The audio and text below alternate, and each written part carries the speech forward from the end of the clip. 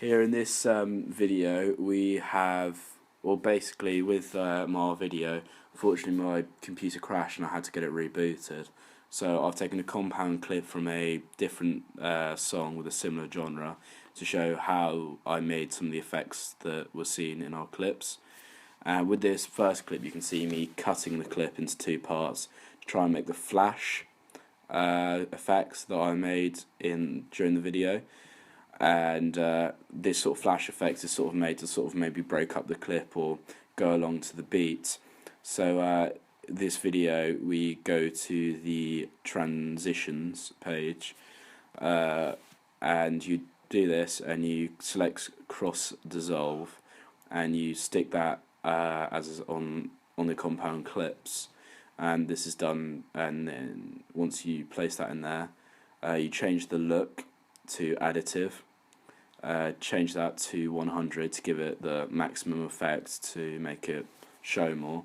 And as you can see going through here, it's got that little effect, but it's drawn out too much for a beat, because a beat happens in a split second. So you have to make that cross dissolve a lot shorter to give a snappier sort of look to the video, as you can see here when you're going back over it. And so yeah, once you go over it a few times, you can get it in time with the beat, and you can make it as long as the beat is. So if it's a drawn out beat, you can extend that to your desired length. And here we are going to show you how we made some of the other effects to the beat, or maybe the change ups in the clip look. So over here you've got to go to where the clip changes, and obviously you've got to cut it again. So you don't have the same effect on each clip, and you've got to get to the place where the clip changes again, so you can get to a point where you can have that sort of effect on a certain clip in a scene, rather than making it look tacky and changing halfway through. So you go from there and you go to bad TV to give this sort of like old sort of semi look, and if you cut it into two, you can give it a quick sort of desired sort of quick little fuzz on the TV to make on the clip even to sort of make it go along with the beat. And once again, once you turn that up, it can sort of exaggerate it. So if it's a heavy beat, you can exaggerate it, and with the same you can decrease it if it's a sort of softer beat. So there you sort of got it quite heavily on there. But as you can see, and that was how we did that with a lot of things that you can be seeing in the lip recital when we made it into 8. And if we cut it again, we can put another bad TV on there, and that's where you can make it look even better with the position of the clip. So if you move it a bit to the left and to the right in quick succession, it can exaggerate the sort of the bad TV look of it sort of refiguring. So if you put it 100 each way on the x-axis, you go through, and it sort of gives that sort of like readjustment look like that you got there. And so we did that with a lot of our clips to make it exaggerate, and of course you've got to keep it to the same amount to keep it like consistent with each clip. And yeah, when you run through it, you can sort of see the timing in which you want it to last. With our clips, we made them quite short, as you can see here, sort of 0.05 seconds, to sort of make a really quick effect, because if you have it drawn out, it can then start to look quite tacky. So if you run through the clip there, you can see what the clip looks like with all the effects that's put on, and it might exaggerate the sort of feeling or portray the look that you might want. And here we're just going to add another effect to the part where the credits come up. And we're just going to cut it again on each side, make it a really sort of small defined clip, so it can give it a quick sort of look along to the beat once again. And if you cut it a fair few times, you can have this effect where you can change the scale to sort of give it that pumping look, to pump it out of screen. And you can do that either in compound clips like that, or the way that we did it we did it with the use of the point marks on the scale, so it would sort of influx in and out rather than having a quick jump to inside. So it can sort of inflate and deflate to make it look more like a sort of like the bass of a drum. So as you can see here, we're going throughout, just moving it literally millisecond by millisecond forward to give it a quick sort of pumping in and out of the 120% to 100%, and this will give it like a this is probably more of a better use when there's a sort of like a minor quick fire beat. We obviously used that in ours for when there was a sort of quick fire beat for when our character was walking through the little grave sort of wreckage sort of thing. So it'll give that effect where it sort of jumps out at you. So the beats like that, but obviously there it was too slow on some of the jump outs, so you might want to make them quicker once again to match the beat. So as we go further along this timeline, we go to this little part when the tiger is walking down the what do you call it, the aisle, walking down the aisle, and here you might what we used in some of our things. This was very much at the start of our video, at the start where you can see just blurred images, and obviously you want to start it there. This will be used to create a bit of mystery, like there's always the darkness there, but if we once again just cut the clips there to the point, and we put the Gusan effect on the clip, if we just go into it now, put the Gusan clip onto there, it blurs it out and adds that mystery onto it, and it can make the character seem more mysterious to the viewer. So obviously you can see here going through and figuring out where we might want to stop the Gusan blur, but with ours we sort of had a sustained period of blurriness, so we didn't really want to have a sort of like quick one that would go along to the beat.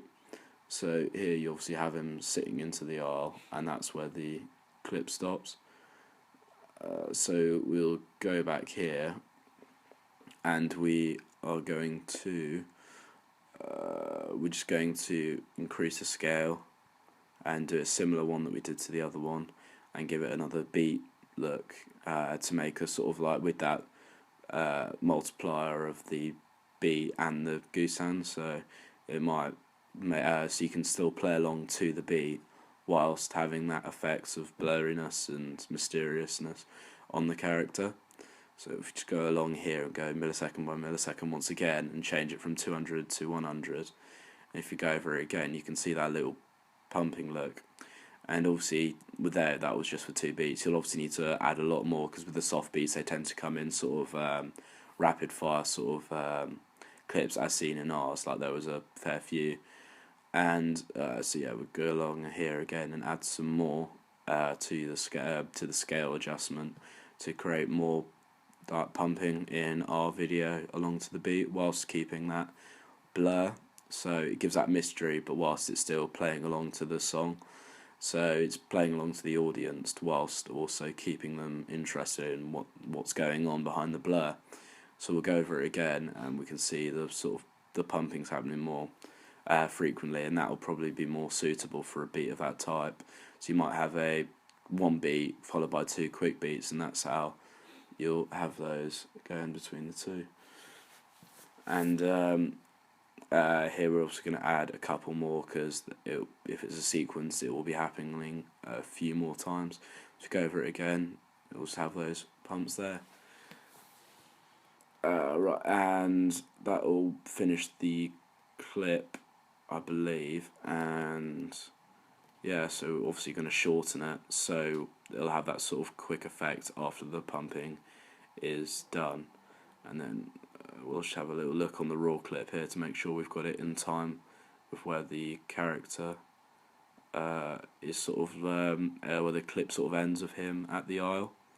So then we'll just stick that there, turn the music down just so we can demonstrate what we're doing, and then from that to there, at that effect there, we want to have once again, the cross dissolve additive effect, and that will just help sort of exchange it from blur to normal, rather than having sort of an amateurish sort of quick sort of snap from one to the other. So once again, you've got to turn that to 100, and then once you go from blur, it sort of creates that cool little effect that sort of flashes from sort of like non-normality to normality. So that adds a cool effect that would be lets you transition from clip to clip or blur to normal. So if we zoom out and go over the clip once again, you can see what the clip looks like. This is what obviously the clip looks like in RAW.